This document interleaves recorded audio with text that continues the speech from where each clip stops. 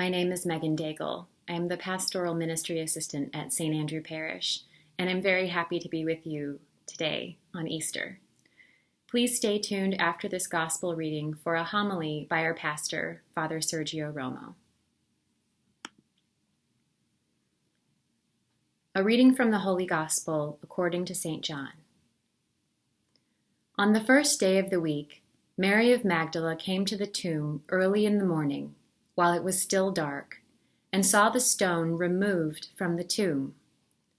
So she ran and went to Simon Peter and to the other disciple whom Jesus loved, and told them, "They have taken the Lord from the tomb, and we don't know where they put him." So Peter and the other disciple went out and came to the tomb. They both ran, but the other disciple ran faster than Peter and arrived at the tomb first. He bent down and saw the burial cloths there, but did not go in. When Simon Peter arrived after him, he went into the tomb and saw the burial cloths there, and the cloth that had covered his head, not with the burial cloths, but rolled up in a separate place. Then the other disciple also went in, the one who had arrived at the tomb first, and he saw and believed. For they did not yet understand the scripture that he had to rise from the dead.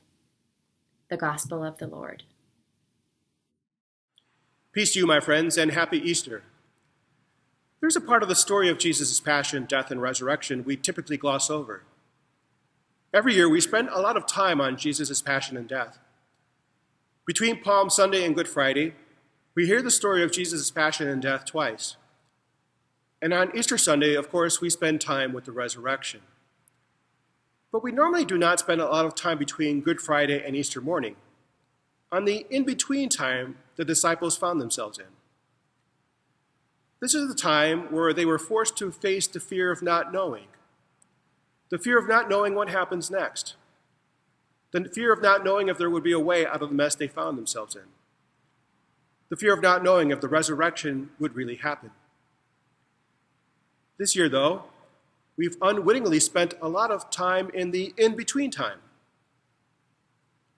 The current COVID-19 pandemic has us in a very similar dynamic that was experienced by the disciples of Jesus, that in years past might have been difficult for us to identify with.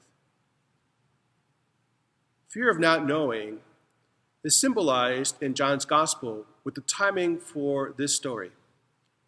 He tells us, on the first day of the week, Mary of Magdala came to the tomb early in the morning while it was still dark. Matthew's timing tells us that the day was dawning. Luke says it was early dawn. But John tells us it was still dark, to represent the not knowing on behalf of the disciples.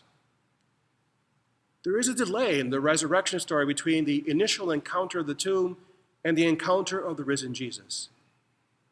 And this is where the fear of not knowing resides. But even in the darkness and fear of not knowing, the disciples did find signs that would counteract their fear of not knowing and ultimately led them to belief. There are 3 signs that we can focus on that will help us in our own fear of not knowing. The first sign encountered by Mary Magdalene is that the stone that had been rolled across the entrance of the tomb had been rolled away. This would have been a very large stone that would have presented a difficulty for anyone to move. The other gospel writers tell us that Mary Magdalene and some of the other women that followed Jesus had set out on Sunday morning to anoint the body of Jesus. And on the way, they wondered to themselves who would roll away the stone. The stone is the obstacle of death. It represents death's finality and the impossibility of overcoming death. COVID-19 has become the world's stone. It has become an obstacle and an impossibility of overcoming its deadly effects. It literally is the stone that has been rolled across the doors of our homes as we are under a stay-at-home order. It is the stone that has sealed us in away from the outside world. It is the stone that has separated us from family and loved ones. It is the stone that keeps us in the fear of not knowing. But the story of the resurrection is that there is no stone, no obstacle too huge for God to free us from. Our faith assures us that if God was able to conquer death, God will help us to conquer this pandemic. The second sign, encountered first by St. John and then by St. Peter, are the burial cloths. It's a seemingly insignificant detail, but the cloth that had covered the head of Jesus was not found amongst the other burial cloths, but rolled up in a separate place. The burial cloths are the chaos and disorder that results from death. We know from the story of the Passion that with Jesus' death, chaos and disorder ensued. The disciples ran and hid in fear. Everything had fallen apart. We can imagine the chaos of emotions that they would have experienced in their grief. Sadness, of course, for the loss of their friend, but sadness too for what they thought was the end of their discipleship. It was the end of their life as they knew it. With the death of Jesus, they were facing the end of their livelihood as itinerant preachers. But the head coverings rolled up in a separate place reassured them of God's putting order to the chaos that had resulted from Jesus' death. COVID-19 has truly become a destructive and chaotic force in our world. It's not just a virus that makes people sick and some, unfortunately, to die. COVID-19 has disrupted so many aspects of our personal lives, our livelihood, and even our economy. It's no exaggeration to say that everything right now is an absolute mess. And yet our faith tells us that God will help us to sort things out, to put our lives back in order. The third and final sign implicit in the story is the encounter the disciples had with the empty tomb. The tomb is where the dead are laid to rest. The tomb is a dwelling place of death. But the empty tomb in the gospel story changes everything. Jesus' tomb is not a dwelling place for death.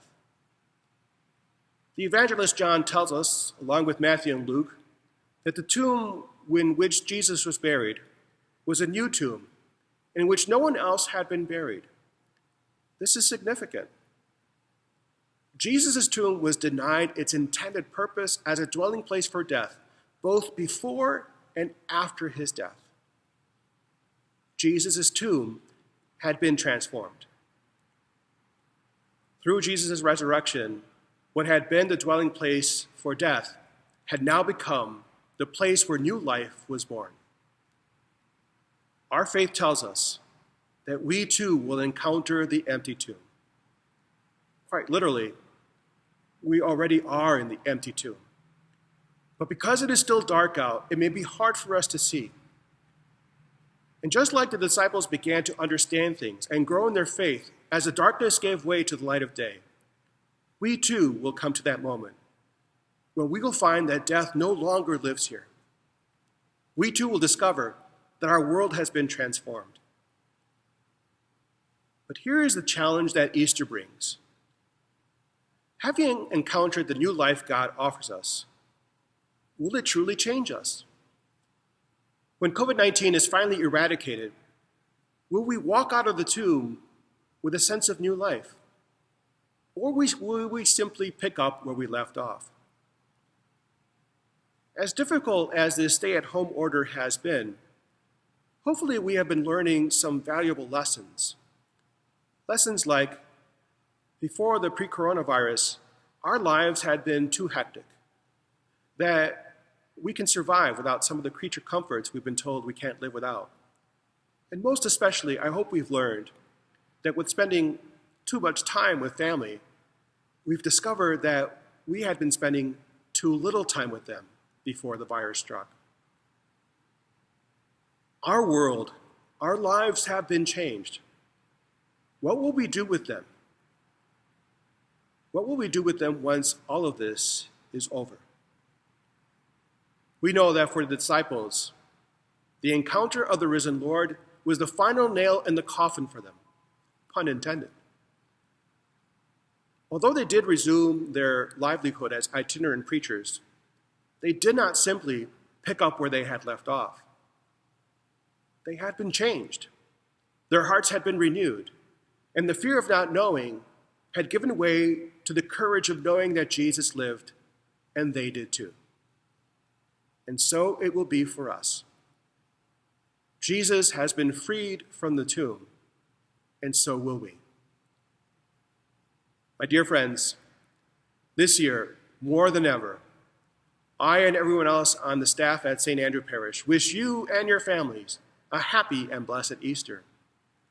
I pray that the stone will soon be rolled away, that we will find order once again in our lives, and that we will know the risen Lord, and that we will be transformed. God bless, and happy Easter.